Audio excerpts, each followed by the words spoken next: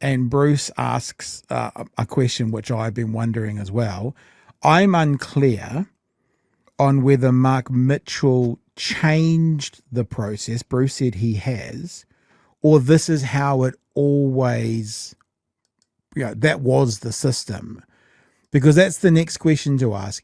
If this is Mark Mitchell's system about sending complaints straight back to police, but under the last police minister, that wasn't the system, then that once again speaks to his leadership roles and middle management role, because the system he put in place was a part of the reason that this fell through the gaps. So we'll figure that out. We'll find it out.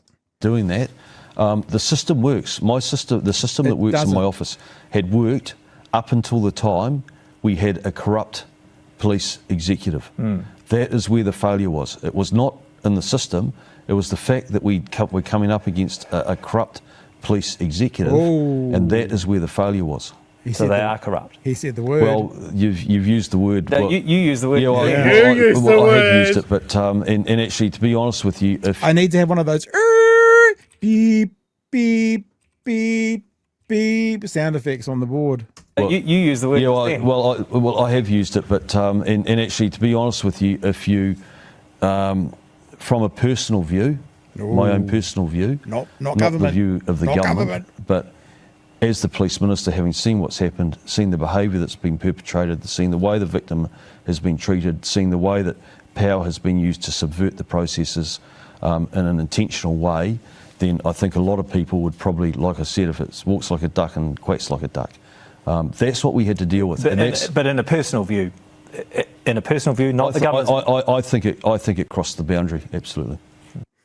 So there you go. That's why we only had one clip, Whānau, because it took us about 20 minutes to get through it. But real interesting at the end, because at the start of that interview,